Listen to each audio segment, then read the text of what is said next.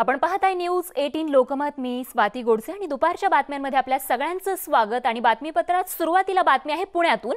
Verification करणं आता जीवघेणं ठरू लागलेलं आहे. पुण्यामध्ये सुरेश पिंगळे या व्यक्तीनं पोलीस आयुक्तालयासमोरच स्वतःला पेटवून घेऊन आत्मदहनाचा प्रयत्न केलाय.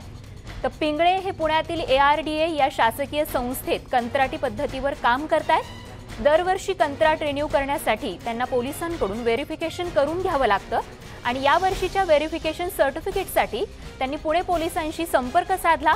मात्र टाळाटाळ होत असल्यानं त्यांच्यावर आत्मदहनाची वेळ आली आहे. तर परदेशात शिक्षणासाठी, नोकरीसाठी, फिरण्यासाठी किंवा स्टेटस म्हणून पासपोर्ट काढला जातो. मात्र पासपोर्ट व्हेरिफिकेशनच्या वेळी अनेक अडचणींना सामोरं जावं लागतं. पोलीस व्हेरिफिकेशनच्या तब्बल 95,899 तक्रारी आलेल्या आहेत. त्यातल्या 20% तक्रारी या पोलीस खात्याशी संबंधित आहेत अशी ही माहिती समोर आली आहे. त्यामुळे व्हेरिफिकेशनसाठी पोलीस खात्याकडून अडवणूक केली जात असल्याचं आता स्पष्ट होत आहे.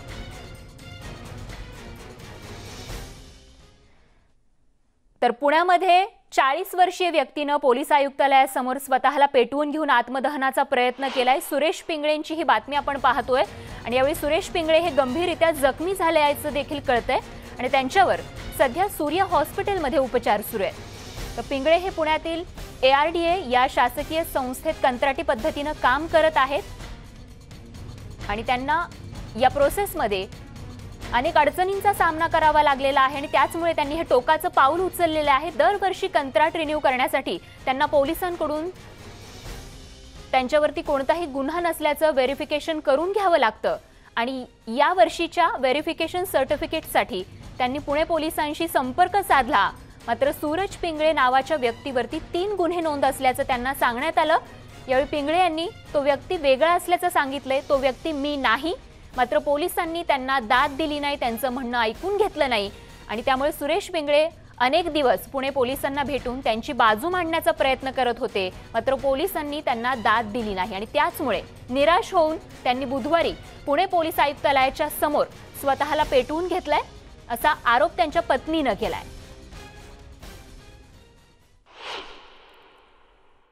पोलिसांकडून हलगर्जीपणा झाल्यामुळेच त्यांनी मनाला लावून घेतलेलं आहे.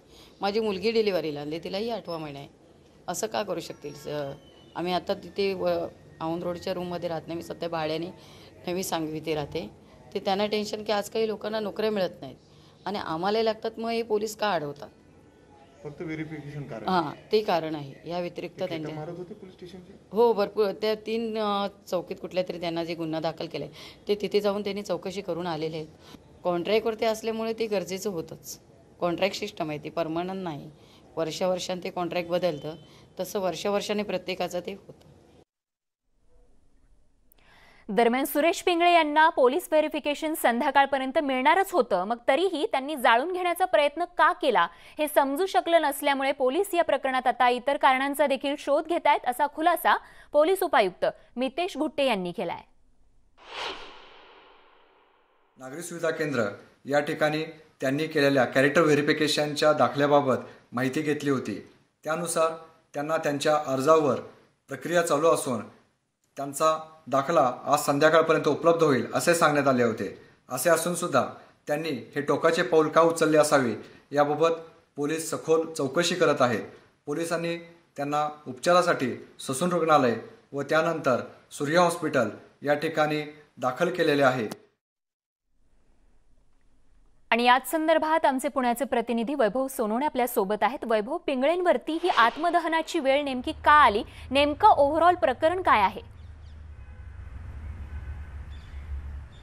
स्वाती, जे आरोप पिंगळे यांच्या कुटुंबियांनी केलेत किंवा त्यांच्या पत्नीने केलेत ते अत्यंत गंभीर आहेत. ज्या कंपनीमध्ये ते काम करतात तिथे दरवर्षी पोलीस व्हेरिफिकेशन कॅरेक्टर सर्टिफिकेट जे आहे ते लागत असतं. त्यावरून त्यांचे कॉन्ट्रॅक्ट जे आहेत ती रिन्यू होतात किंवा ती नूतनीकरण जे आहे त्याचं केलं जातं. मात्र यावर्षी जेव्हा त्यांनी अर्ज केलेला होता त्यावेळेस त्यांच्याच समकक्ष किंवा त्यांचंच नाव असलेल्या आणखी एका व्यक्तीवरती 2 गुन्हे 95 साली दाखल असल्याची माहिती जी आहे ती पोलिसांना सिस्टीममध्ये दिसून आली आणि त्यामुळे त्यांना या संदर्भात गुन्हे जे आहेत ते दाखल असल्यामुळे रिव्हेरिफिकेशन करावं लागेल किंवा पुनर्पडताळणी जी आहे ती करावी लागेल असं सांगण्यात आलेलं होतं. त्यामुळे त्यांची जी प्रक्रिया आहे या प्रक्रियेला वेळ जो आहे तो जास्त लागेल असं सांगण्यात आलेलं होतं. तरीसुद्धा नियमित वेळेमध्ये पोलिसांनी आता जे स्पष्टीकरण दिलं आहे त्याच्यानुसार त्यांच्या पत्नीनं केलेल्या आरोपांनुसार त्यांना उशीर झाला असं त्यांनी सांगितलं होतं. मात्र पोलिसांनी जी फॅक्च्युअल माहिती जी दिली आहे त्याच्यामध्ये 27 जुलैला त्यांचा अर्ज आलेला होता आणि स्थानिक चारित्र्य पडताळणीसाठी 30 दिवसांची मुदत जी आहे ती पोलिसांना असते. या सगळ्या प्रकारामध्ये त्यांना वेळोवेळी माहिती जी आहे ती देण्यात आलेली होती. जी एक खिडकी योजना आहे पुणे पोलीस आयुक्तालयातली तिथे ते सकाळी गेलेले होते आणि तिथे त्यांना हे सांगण्यात आलं की तुमचं रिव्हेरिफिकेशन जे आहे ते आज पूर्ण होईल आणि 2 पोलीस स्टेशनकडनं त्याची माहिती जी आहे ती निरंक आल्यानंतर तुमचं प्रमाणपत्र जे आहे ते दिलं जाईल असं त्यांना सांगण्यात आलेलं होतं. मात्र सगळ्यात पहिला मानसिक धक्का त्यांना त्यांच्यावरती गुन्हे दाखल आहेत असं वाटून बसला असावा अशी पोलिसांना शक्यता आहे. सारख्याच नावाच्या 2 ज्या व्यक्ती असतील यंत्रणेमध्ये किंवा सिस्टीममध्ये ते नाव टाकल्यानंतर व्हेरिफिकेशनसाठी इतर त्याच नावाचं कुणी असेल तर त्यांचेही गुन्हे जे आहेत ते समोर येतात. त्यामुळे त्याची पुनर्पडताळणी करावी लागते. ती पोलिसांची प्रक्रिया असं पोलिसांकडून स्पष्टीकरण जे ते देण्यात आलेलं होतं आणि आज किंवा उद्यामध्ये पोलीस स्टेशनकडून ज्या 2 चौकशा पेंडिंग होत्या त्याचे रिपोर्ट आल्यानंतर त्यांचं चारित्र्य प्रमाणपत्र जे आहे ते त्यांना दिलंच जाणार होतं असं पोलिसांकडून सांगण्यात आलं. या दाव्याला आणखी पुष्टीकरण देताना पोलिसांनी असं सांगितलं की वर्षभरात 13,900 अर्ज जे आहेत ते चारित्र्य पडताळणीचे विशेष शाखेकडे आलेले होते आणि विशेष शाखेने त्यापैकी 13,000 अर्ज जे आहेत त्याची निर्गती केलेली आहे, निकाली काढलेले आहेत. 900 अर्ज जे आहेत ते प्रक्रियेमध्ये आहेत आणि साधारण 30 दिवसाच्या प्रक्रियेमध्ये या सगळ्याच अर्जांची निर्गती केली जाते असं त्यांच्याकडून सांगण्यात येते. पुणे पोलिसांना 2019 साली राज्यातल्या सगळ्यात वेगवान चारित्र्य पडताळणीचा किंवा पारपत्र पडताळणीचा प्रमाणपत्र देण्याचा पुरस्कार जो आहे तो सुद्धा मिळालेला होता राज्य सरकारचा. आता इतक्या सगळ्या बाबी पोलिसांकडून सांगितल्या जातात तरीसुद्धा पिंगळे यांनी अचानक पोलीस आयुक्तालयाच्या गेटवरती स्वतःला पेटवून का घेतलं, अगदी ते 97% भाजेपर्यंत त्यांनी पाऊल का उचललं या सगळ्याबाबत पोलिसांनाही आश्चर्य वाटते. कारण ही नेहमीची प्रक्रिया आहे आणि सतत कम्युनिकेशन जे आहे ते तिथं आलेल्या नागरिकांबरोबर केलं जातं असं पोलिसांचा दावा आहे. या सगळ्या प्रकरणामध्ये पिंगळे यांच्या नातेवाईकांकडे पोलिसांनी चौकशी सुरू केली आहे. त्यांचे काही कौटुंबिक वाद होते का किंवा इतर कुठल्या गोष्टींमुळे पिंगळे हे मानसिक तणावामध्ये होते का, केवळ चारित्र्य पडताळणी असं पोलिसांचं असं म्हणणं आहे की असंही नाही आहे की 3 ते 6 महिने त्यांना उशीर झालाय किंवा त्यांना टोलवून लावलंय. या प्रक्रियेची वेळोवेळी त्यांना माहिती देण्यात येत होती. या सगळ्यामध्ये अनपेक्षित गोष्ट त्यांच्याच नावाच्या एका व्यक्तीवरती गुन्हे दाखल असणं ही असू शकते. मात्र त्यासाठी इतकं टोकाचं पाऊल कोणी उचलेल का हा सगळा पोलिसांसमोरचा प्रश्न आहे आणि त्यामुळे पोलीस या सगळ्याची चौकशी करतायत. त्यांच्या नातेवाईकांकडे चौकशी केली जाते. काही कौटुंबिक वाद होते का, इतर कुठला ताण त्यांना होता का, ज्यामुळे त्यांनी हे असं ताणात असतानाच आणखी या घटनेमुळे सुद्धा चारित्र्य पडताळणी प्रमाणपत्र न मिळाल्यामुळे हे टोकाचं पाऊल उचलले. या सगळ्याची चौकशी सुरू आहे. मात्र एक नक्की आहे, सर्वसामान्य नागरिकांना पोलीस आयुक्तालयामध्ये जाऊन चारित्र्य प्रमाणपत्र मिळवणं, कॅरेक्टर सर्टिफिकेट ही जिकिरीची गोष्ट आहे. अगदी सहज सोपी होणारी ही गोष्ट नाही आहे. पासपोर्टच्या बाबतीमध्ये काही अंशी सुलभीकरण झालेलं आहे. ऑनलाईन प्रक्रिया असल्यामुळे फारसं व्हेरिफिकेशनला अडचणी येत नाहीत. केवळ जेव्हा प्रत्यक्ष पडताळणी केली जाते, फिजिकल व्हेरिफिकेशन ज्याला म्हटलं जातं, पत्त्याची तपासणी जी आहे ती जेव्हा पोलिसांकडून केली जाते तेव्हा नागरिकांना पासपोर्टच्या पडताळणीसाठी उशीर होतो. मात्र सर्वसामान्य नागरिकांना सतत या सगळ्या प्रक्रियेमध्ये वेळ जात असल्यामुळं त्यांची नाराजी जी आहे ती प्रत्येक वेळी पाहायला मिळते. खरं तर अपेक्षा आहे आणि या संदर्भातील अपडेट जसे आपल्याकडे येईल तसे आमच्यापर्यंत पोहोचवत राहा. तूर्त या सगळ्या सविस्तर माहितीसाठी धन्यवाद वैभव. आणि आता बातमी पाहणार आहोत पासपोर्ट संदर्भातली. परदेशात शिक्षणासाठी किंवा नोकरीसाठी किंवा फिरायला स्टेटस म्हणून पासपोर्ट काढला जातो. आता पासपोर्ट काढणं सोपं असलं तरी पासपोर्ट व्हेरिफिकेशन वेळी अनेक अडचणींना सामोरं जावं लागतं. पासपोर्ट काढत असताना भ्रष्टाचाराच्या तक्रारीत कमतरता झाली तरी पोलीस व्हेरिफिकेशनसाठी खिशात हात टाकावा लागतो असा आरोप माहिती अधिकारी कार्यकर्ते जितेंद्र घाडगे यांनी केलाय। या प्रकरणात पोलीस व्हेरिफिकेशनच्या तब्बल 95,899 तक्रारी आल्यात, तर 20% तक्रारी या पोलीस खात्याशी संबंधित आहेत अशी ही माहिती समोर आली आहे।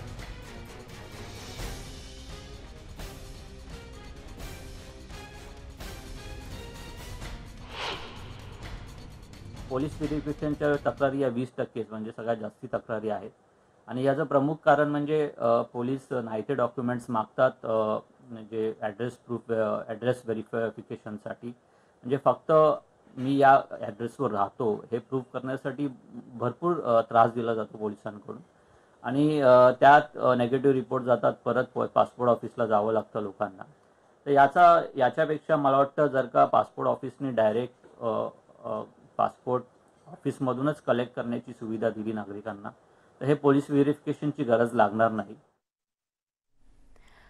आणि याच संदर्भात अधिक माहिती देण्यासाठी अजित मांढरे आपले प्रतिनिधी आपल्या सोबत आहेत। अजित, खरंच ही प्रोसेस आता इतकी खरं तर काय म्हणू शकतो याच्यात पण आता इतका भ्रष्टाचार घुसलाय का जसा यांनी आरोप केलेला आहे, हे कार्यकर्ते जे बोलत होते त्यानुसार?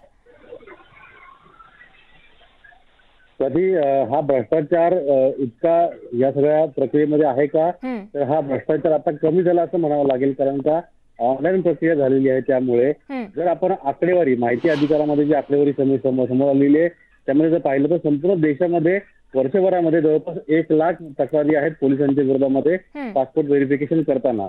याच्या आधी लाखो करोडो नागरिक जे आहेत त्या प्रत्येकाला हा अनुभव यायचा, पोलीस व्हेरिफिकेशन करायला गेलं तर कागदपत्र नाहीयेत, आम्ही गेलो तेव्हा सापडला नाही, मग तुमच्या ओळखीचं कोण नाहीये, तुम्हाला तिथे कोण ओळखत नाही म्हणून सांगितलेलं आहे, तुमचं काही ना काहीतरी कुचपट काढून त्या ठिकाणी पोलीस जे आहे ते नागरिकांना त्रास द्यायचे आणि यामुळे जे नागरिक आहेत त्यांना त्या ठिकाणी भ्रष्टाचाराला सामोरं जावं लागायचं। पुण्यातलं प्रकरण जे आहे ते अतिशय भयंकर प्रकरण आहे। जर आपण सगळं लक्षात घेतलं तर ऑनलाईन प्रक्रिया झालेली आहे। हे ऑनलाईन प्रक्रिया होऊन सुद्धा आता याच्यामध्ये पासपोर्ट व्हेरिफिकेशन करताना वेगवेगळ्या युक्त्या त्या ठिकाणी लढवल्या गेलेल्या आहेत। म्हणजे जे डॉक्युमेंट तुम्ही ऑनलाईन भरलेले आहेत त्यापैकी काही डॉक्युमेंट कमी आहेत, ते अस्पष्ट आहेत, आम्ही तुमची बाजूला चौकशी केली तर तुम्ही घरी नसता, तुम्ही बाहेर असता, तुमचा अजून एक पत्ता आहे, पत्ता तुम्ही दिलेला नाहीये, अशी वेगवेगळी कारणं दिली असतात आणि त्यांनी पासपोर्ट व्हेरिफिकेशन करताना कुठेतरी नागरिकांची अडवणूक होते, त्यांना भ्रष्टाचाराला सामोरं जावं लागतं। पण हे सर्वच पोलिसांच्या बाबतीत नाहीये, सर्वच लोकांना असा अनुभव येतो असं नाहीये। तर 10 पैकी 5 जणांना हा अनुभव आता येतोय। आधी 6 पैकी 10 जणांना हा अनुभव यायचा, पण आता 10 पैकी 5 जणांना हा अनुभव येतो, कारण का ऑनलाईन सिस्टम झालेली आहे।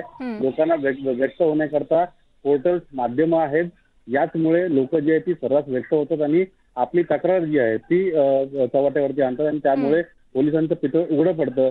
या सगळ्या भीतीला या सगळ्याला घाबरून भीतीने पोलीस जे आहेत आता बऱ्यापैकी या सगळ्या प्रक्रियेमध्ये भ्रष्टाचार करण्यास कमी झालेले आहेत। पण तरी देखील संपूर्ण भारतामध्ये जी आकडेवारी आहे 1 लाख तक्रारी वर्षभरामध्ये पासपोर्ट व्हेरिफिकेशन दरम्यान पोलिसांच्या आहेत, ही देखील चिंतेची बाब आहे। जर पोलिसांवरती असेच आरोप होत राहिले तर लोकांचा विश्वास जो पोलिसांवरती आहे तो कमी होईल आणि यामुळे समाजामध्ये कायदा सुव्यवस्थेचा प्रश्न देखील निर्माण होऊ शकतो। खरे अजित, आपण सोबत राहाच माजी पोलीस महासंचालक प्रवीण दीक्षित सर देखील आपल्या सोबत आहेत। दीक्षित, स्वागत आपलं न्यूज 18 लोकमत मध्ये। सर, 2 केसेस आहेत आता या घडीच्या समोर, ते म्हणजे एक सुरेश पिंगळे हे प्रकरण आहे, व्हेरिफिकेशन सर्टिफिकेटसाठी अक्षरशः त्यांना पोलिसांकडून दाद दिली जात नव्हती म्हणून त्यांनी आत्मदहनाचा प्रयत्न केला, सध्या ते हॉस्पिटलमध्ये आहेत। दुसरं प्रकरण आहे या ठिकाणी पासपोर्ट व्हेरिफिकेशनसाठी तब्बल 95,899 तक्रारी आल्यात। निश्चितच गंभीर बाब आहे, हे असं का होतंय? त्यात पहिला मुद्दा असा आहे की आता ही जी पिंगळे यांची जी गोष्ट आहे त्याच्यामध्ये ही अत्यंत दुर्दैवी गोष्ट आहे आणि त्यांचा तब्येत लवकरात लवकर सुधारावं अशी मी देवाजवळ प्रार्थना करतो।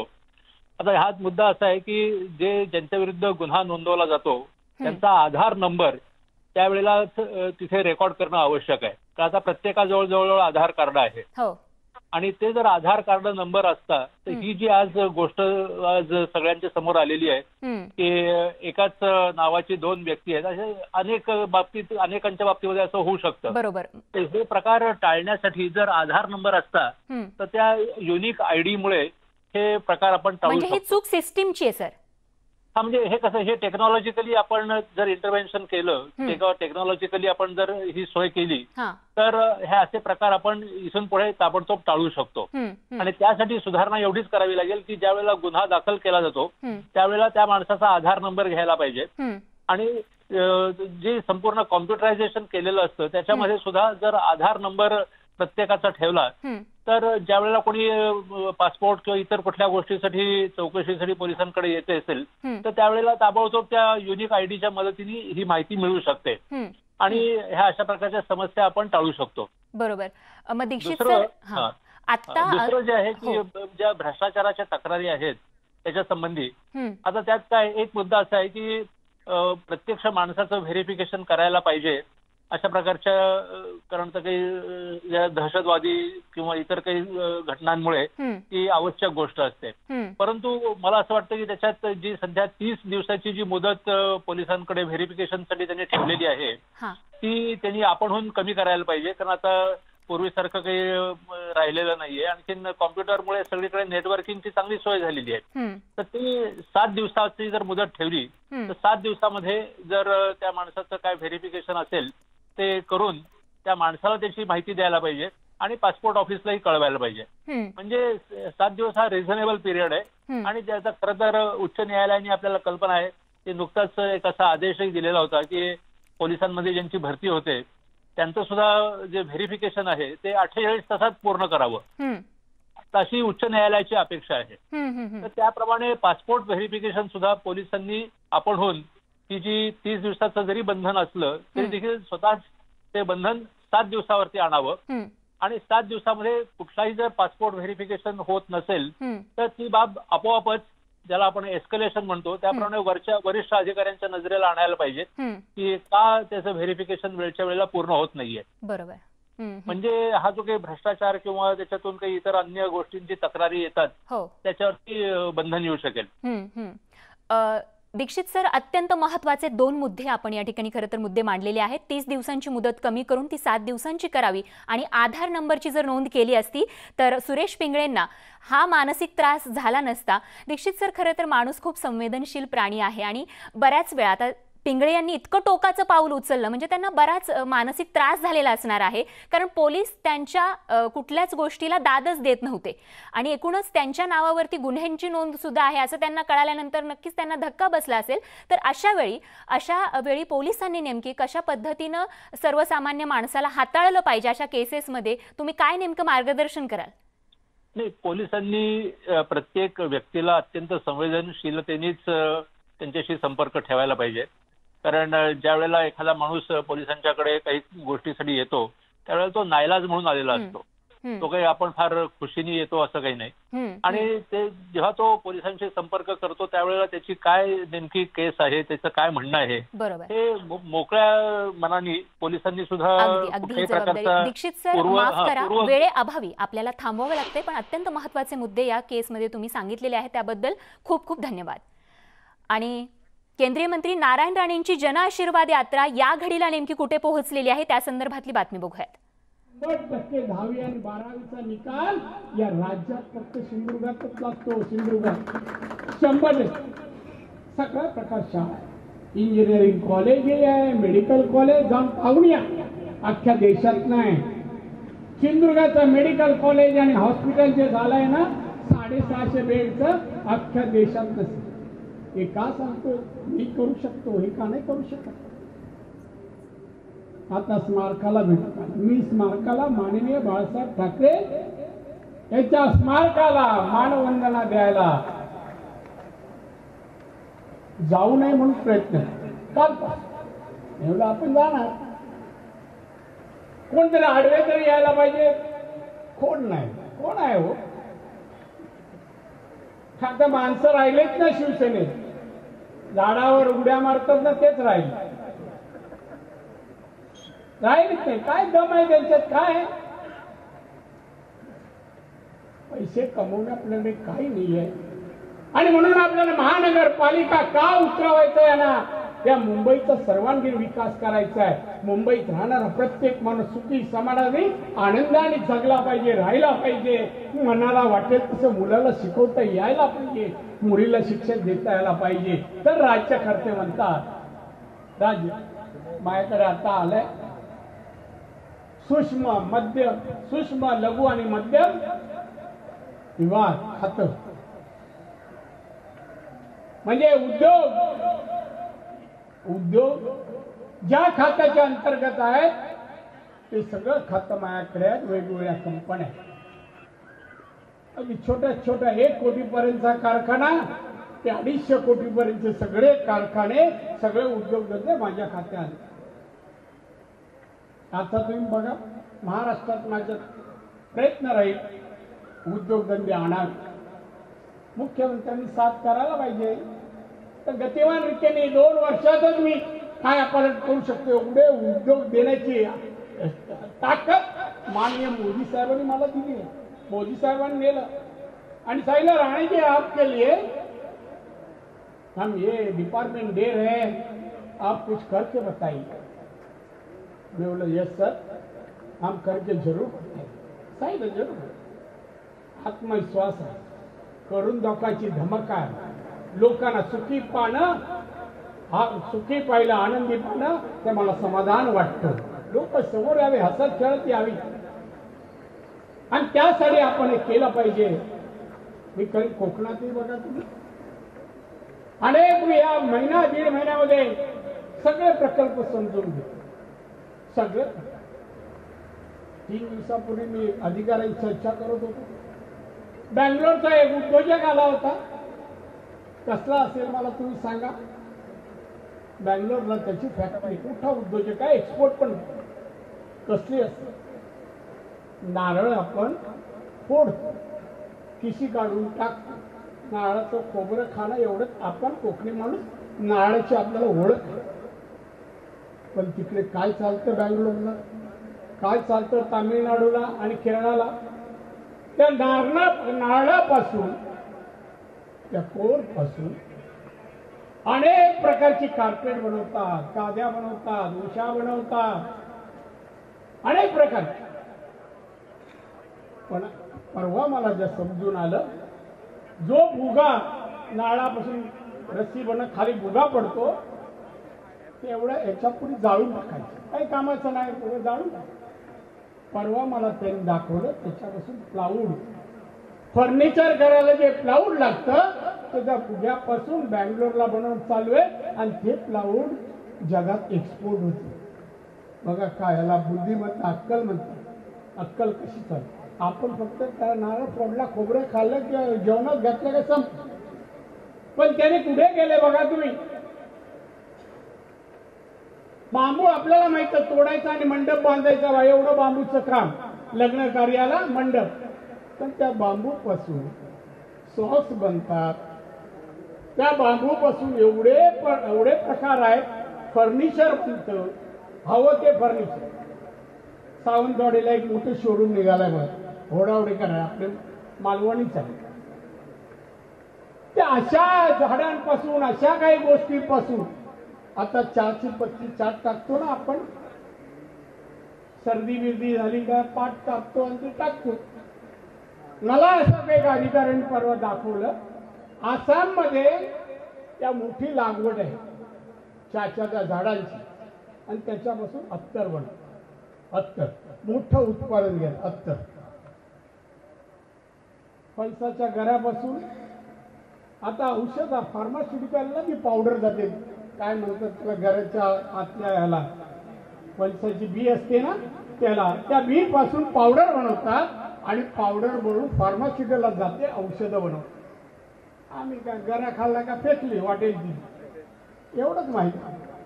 तर हे सगळं परिवर्तन मी कोकणाच्या, महाराष्ट्राच्या जीवनामध्ये लोकांच्या आणणार आणि आपल्या लोकांच्या कंपन्या असाव्यात. आपल्या लोकांच्या छोटा उद्योग कराल तर छोट्या उद्योगामध्ये पण कमीत कमी 10 नोकऱ्या उपलब्ध व्हायला पाहिजे, 8 ते 10, एवढंच आमचं कंडिशन आहे. नाहीतर 1 कोटीच्या लोनला 35% सबसिडी आहे. फायदा उठवला पाहिजे, तयारी केली पाहिजे मेहनत करायला. वेळ नक्की आपली नोकरी शोधत बसा, लागेपर्यंत आपण म्हातारपण येतं कधी कधी. त्यापेक्षा असे उद्योगधंदे तुम्ही करा, लक्ष घाला, वाचा. हे साहेब आले होते. तर जनाशीर्वाद यात्रेमध्ये नारायण राणे संवाद साधतायत आणि यावेळी देखील त्यांनी सेनेवर निशाणा साधत सेनेवरती टीका केल्याचं आपल्याला बघायला मिळतंय. तर बातमीची प्रत्येक अपडेट आपल्यापर्यंत अशीच पोहोचवत राहणार आहोत. तुर्तास एक अगदी छोटासा ब्रेक घेऊन लगेच परत येतो. बघत रहा न्यूज 18 लोकमत.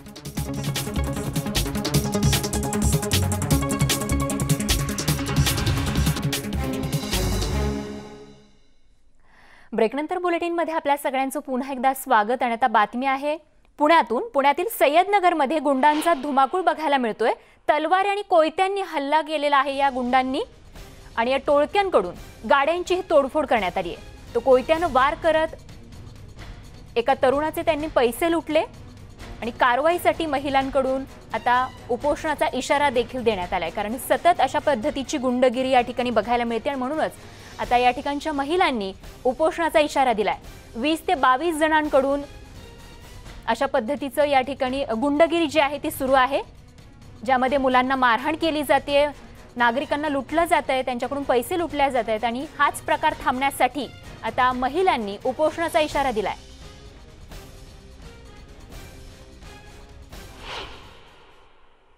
कल मैं रिक्शा पे से 8-9 बजे आया तो देखा गली के अंदर बहुत सारे बच्चे आए हुए थे और वो लोग के हाथ में बहुत सारे हथियारे थे. वो लोग इस गली में घुसे, हमारे बाल बच्चे रहते, औरत बच्चे रहते, कल को कुछ हो गया रहता तो कितना महंगा में पड़ा होता.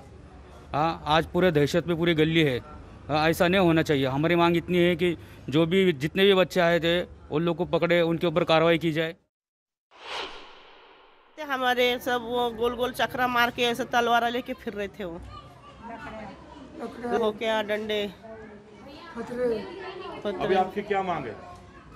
बोलो. हमारी क्या मांगे बाबा, वो जो है उनको पकड़ो. हमारे बाल बच्चे रहते छोटे छोटे, यहाँ पे सब रहते. त्यामुळे शहरामध्ये या गुंडांनी कायदा आणि सुव्यवस्थेचा एक गंभीर प्रश्न उपस्थित केलाय. आणि यासोबतच आणखीन एक छोटासा ब्रेक घेऊन लगेच परत येतो. बघत रहा न्यूज 18 लोकमत.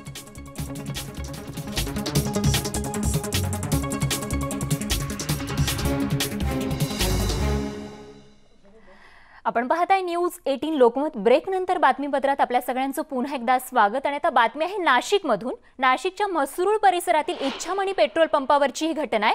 या पेट्रोल पंपावरील कर्मचाऱ्याला मारहाण करण्यात आली आहे. विना हेल्मेट वाहन चालकांनी ही मारहाण केली आहे. मसरूळ परिसरातील इच्छामणी पेट्रोल पंपावरील काल संध्याकाळची ही घटना आहे आणि ही घटना सीसीटीव्ही कॅमेऱ्यातही कैद झाली आहे. मसरूळ पोलीस स्थानकात याबाबत गुन्हा दाखल झाला असून आरोपी फरार असल्याचं कळतंय. या सीसीटीव्ही फुटेजमधून आपण बघू शकतो कशा पद्धतीनं या विना हेल्मेट वाहन चालकांनी तिथल्या पेट्रोल पंपावरील कर्मचाऱ्याला कशा पद्धतीनं मारहाण केलेली आहे. ही मारहाण का करण्यात आली आहे, त्याच्या पाठीमागचं नेमकं कारण काय आहे हे आपण जाणून घेण्याचा प्रयत्न करणार आहोत. खरं तर त्या आणि हे कारण जाणून घेण्यासाठी आपल्या सोबत आहेत आमचे नाशिकचे प्रतिनिधी प्रशांत बाग. आपल्याला अधिक माहिती देत आहेत. प्रशांत, नियमांविषयी प्रशासनाची कसलीच भीती या नागरिकांच्या मनात राहिली नाही असंच या उदाहरणावरून म्हणावं लागेल.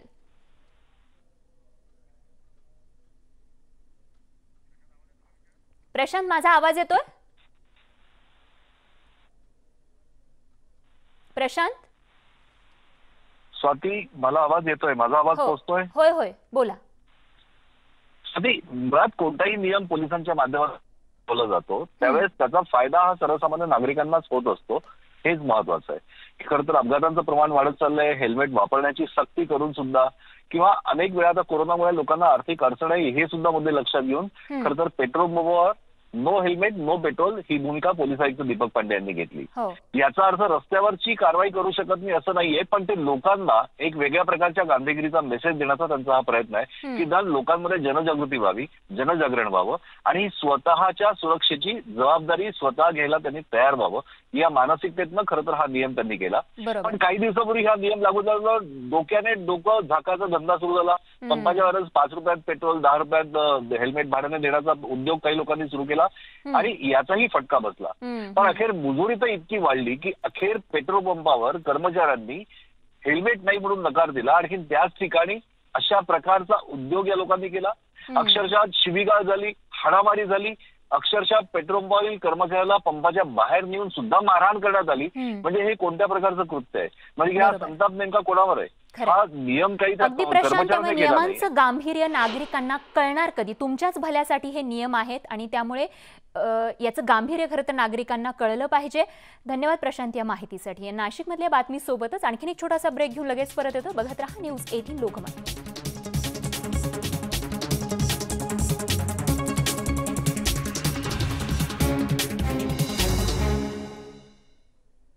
आपण पाहताय न्यूज 18 लोकमत. तालिबानींच्या राजवटीमुळे आता अफगाणिस्तानमधील शिक्षणाचा प्रश्न जटिल बनलाय. पुण्यातील डॉक्टर पराग रबडे हे अफगाणिस्तानच्या शिक्षण क्षेत्रात कार्यरत होते.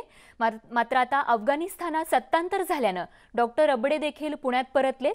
सत्तांतरानंतरचा अफगाणिस्तान कसा आहे, तिथे अजून काय बदल होतील, याच संदर्भात त्यांच्याशी चर्चा केली, त्यांच्याशी संवाद साधलाय आमचे पुण्याचे प्रतिनिधी वैभव सोनवणे यांनी. सर, तुमचा पहिला अनुभव, एक तर तालिबानने ताबा घेतल्यापासून काही व्हायलंट ऍक्टिव्हिटीज होत्या का? तुम्ही परत येईपर्यंत तुम्हाला जीवाची शाश्वती होती का? जे पिक्चर बाहेर दिसतंय किंवा जी चर्चा बाहेर सुरू आहे, अनेक साहित्यिक कलाकार लिहितायत, बोलतायत, देशामध्ये प्रचंड हैदोस घातलाय तालिबान्यांनी, असं जे सांगितलं जाते, तुम्ही प्रत्यक्षात तिथं काय पाहिलं? नाही, हैदोस हा शब्द खूपच चुकीचा आहे असं मला वाटतं, की असा हैदोस तसा काही दिसला नाही तिथे. हां, त्यांनी ताबा घेतला होता काबूलचा आणि पूर्ण अफगाणिस्तानचा, ही गोष्ट सत्य आहे. त्यांनी सगळ्या जगासमोर आणलं, सत्तापालट झालेला आहे. पण असं काही दिसलं नाही की तिथे हिंसा झाली आहे किंवा लोकांना गोळ्या मारण्यात आल्या. किंवा आज सकाळपासून अशा बातम्या येतात की काही महिलांनी बुरखा घातलेला नव्हता, त्यांनी नकार दिला म्हणून त्यांना गोळ्या मारल्या, काही विद्यार्थ्यांना उचलून घेऊन गेलेत, अशा अनेक वेगवेगळ्या बातम्या समोर येतात. त्यामध्ये काही तथ्य तुम्ही असेपर्यंत तुम्हाला दिसलं नाही? कसं आहे ना, की अफवा पसरायला वेळ लागत नाही. पण मी जोपर्यंत होतो तसं मला काही दिसलं नाही तिथे. त्यांनी कोणालाही अंगाला हात लावला नव्हता, कोणाला इजा केली नव्हती. पण थोडंसं घबराटीचं वातावरण होतं तिथे, लोक घाबरलेली होती, द्विधा मनस्थिती होती की काय करायला पाहिजे काय नाही. आणि अफगाण नागरिकांच्या समोर मोठा प्रश्न होता की आता पुढे आमचं काय होणार, कारण सत्तेमधले जे मुख्य लोक होते तीच जागेवर नसल्यामुळे त्यांनी कोणाकडे मदत मागायची हा एक मोठा प्रश्न होता. आम्हाला तेवढा त्रास नव्हता, पण एक भीती होती की इथनं कधी बाहेर पडता येईल. भले आम्ही त्यांच्या देशामध्ये असलो तरी भारतीय सरकार आम्हाला मदत करेल ही खात्रीच होती, एम्बसी पण मदत करेल हे आम्हाला माहिती होतं. फक्त प्रश्न होता की हे कधीपर्यंत निवळेल. पण एका दिवसामध्ये त्यांनी पटापट ॲक्शन घेऊन रातोरात आम्हाला एअरपोर्टला हलवायची व्यवस्था केली आणि सकाळी 6:30 वाजता, म्हणजे काल सकाळी 6:30 वाजता इंडियन एअरफोर्सच्या एका मोठ्या विमानाने आम्हाला सगळ्यांना दिल्लीमध्ये सुखरूप आणून सोडण्यात आलं. आम्ही 143 भारतीय नागरिक होतो त्याच्यामध्ये, तर ते सगळे व्यवस्थित आले इथे. आणि ह्याच्यामध्ये government of India, ministry of external affairs यांचा सगळ्यांचा मोठा हात आहे. प्लस माझे वैयक्तिक काही मित्र पण आहेत, कर्नल पुरोहित साहेब म्हणून, लेफ्टनंट कर्नल आनंद ओक म्हणून, यांनी पण खूप प्रयत्न केले माझ्यासाठी. वरिष्ठ लेवलपर्यंत, सरकारपर्यंत आमची मतं मांडली, जे लोक तिथे अडकलेले आहेत त्यांची. आणि मग सगळ्यांच्या प्रयत्नांना यश आलं आणि आम्ही आज सगळे भारतामध्ये परत आलो. जगभरावरती या घटनेचा सोशो पॉलिटिकल इम्पॅक्ट जो आहे तो फार मोठा असेल असं सांगितलं जाते.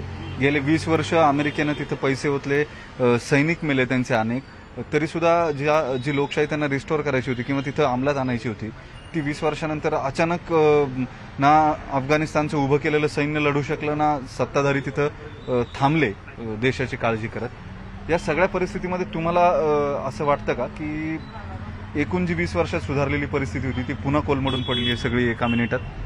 ह्याच्यात कसं आहे ना, की मी एक त्रयस्थ म्हणून काही मतं मांडणं चुकीचं ठरेल, जे पाहिलं ते.